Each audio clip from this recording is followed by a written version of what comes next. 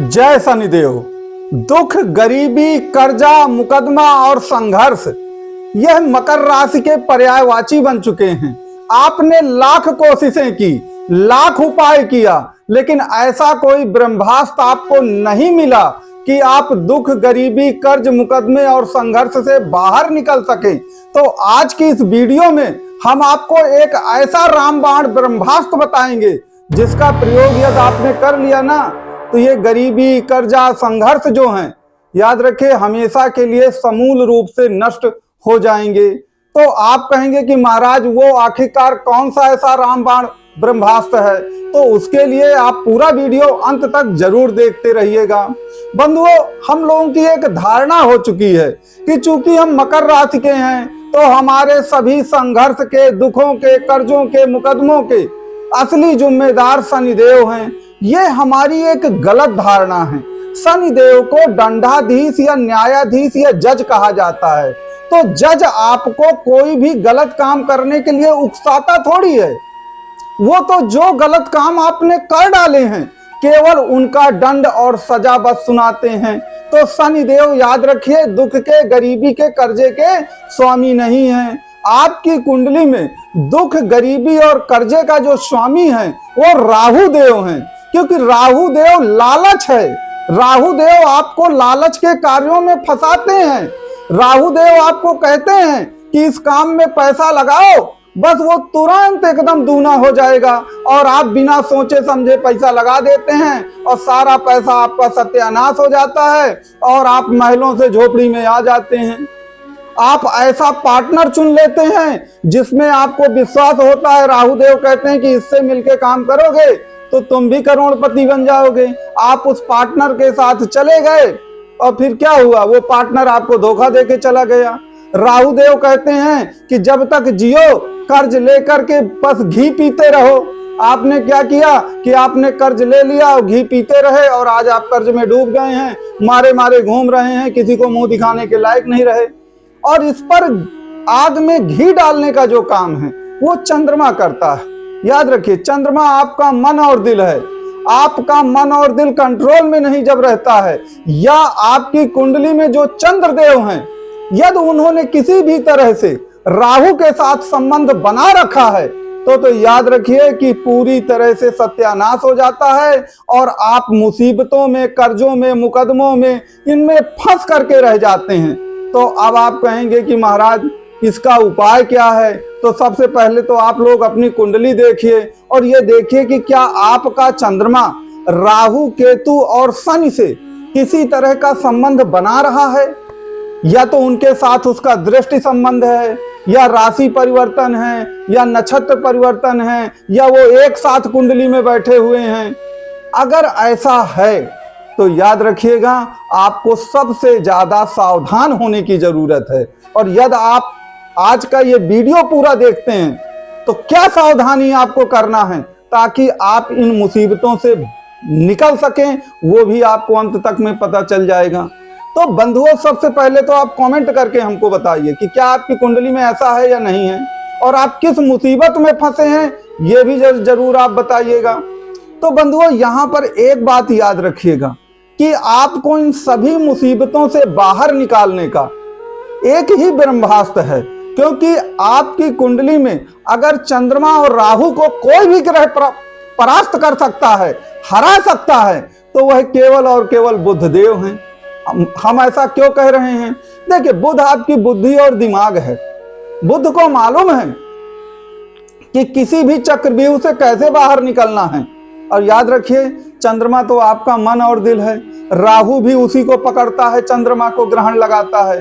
तो जब मन और दिल कंट्रोल में नहीं रहता है, और याद रखिए बुध अगर आपका साथ नहीं देता है तभी आप मुसीबत में फंसते हैं। आप याद रखिए वो दिन कि जब आपके दिल ने कहा कि इस व्यक्ति के साथ पार्टनरशिप कर लो, लेकिन दिमाग ने मना किया। दिमाग का मतलब बुद्धि, बुद्धि का मतलब बुद्ध। बुद्ध ने आपको मना किया कि ये आदमी सही नहीं है, इसके साथ पार्टनरशिप करोगे तो बर्बाद हो जाओगे। लेकिन राहु ने आपको बड़े बड़े ख्वाब दिखाए, चंद्रमा ने बड़े बड़े ख्वाब दिखाए और आप फंस गए। आप वो दिन याद करिए जब दिल ने कहा कि नहीं, इससे दिल लगाना ही लगाना है, चाहे सब कुछ बर्बाद हो जाए। उस समय भी आपके दिमाग ने, बुद्ध ने ये बात कही होगी कि नहीं, यहाँ पर दिल लगाना उचित नहीं है, हम बर्बाद हो जाएंगे, हमारा करियर और जीवन ये व्यक्ति बर्बाद कर देगा।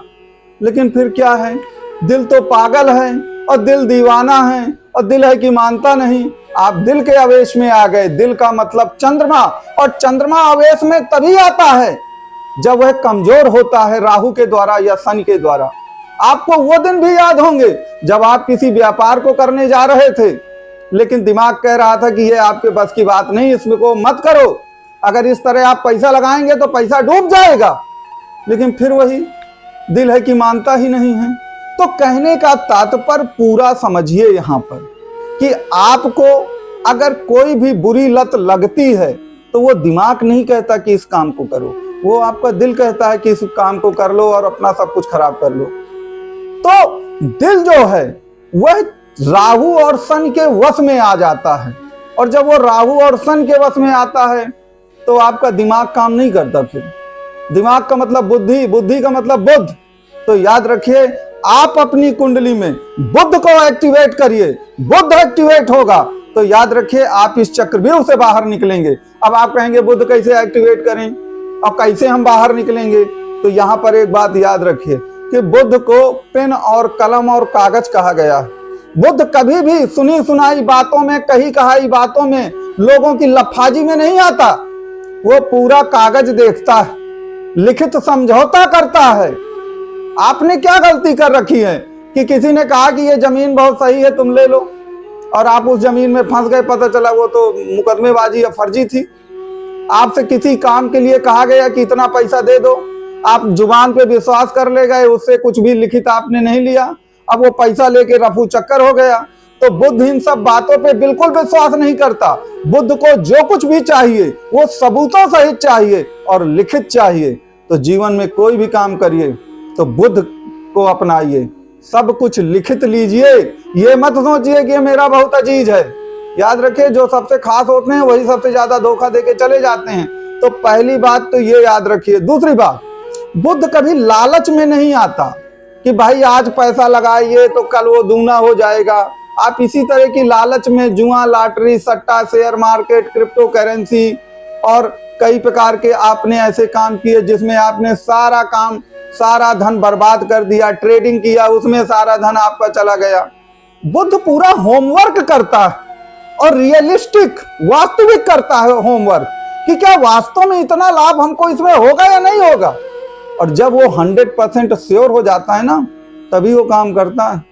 तो भाई आप बुद्ध की बात मानिए, बुद्ध की बात मानेंगे तो याद रखिएगा, बुद्ध जो होता है ना वो दिल को हमेशा इग्नोर करता है, दिल की बात नहीं मानता बुद्ध। बुद्धि आपकी जो होती है कई बार कुछ कहती है कि ये काम गलत है, लेकिन आप दिल से मजबूर होते हैं। किसी लड़की से अगर आपका दिल लग गया या किसी लड़के से दिल लग गया तो कई बार आपका दिमाग कहता है कि शायद ये सही नहीं है, ये धोखा दे जाएगा, ये चीटिंग कर जाएगा, लेकिन आप दिल से मजबूर होते हैं। और याद रखिए, दिल का स्वामी तो चंद्रमा है और चंद्रमा के सबसे बड़े दुश्मनों में बुद्ध आते हैं।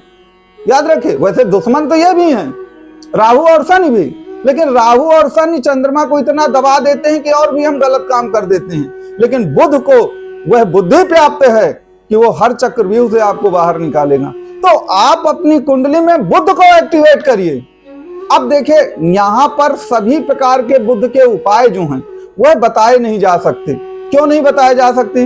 देखिए, आपकी कुंडली में बुद्ध कहाँ पर स्थित है, कितनी डिग्री में स्थित है, किस नामांश में स्थित है, किन किन की उसमें दृष्टि पड़ रही है, अभी बुद्ध की दशा है या नहीं है, बुद्ध किन भावों पर बैठा है आपकी कुंडली में, उस पर बहुत कुछ निर्भर करता है कि कौन से उपाय आपके लिए सटीकता से काम करेंगे।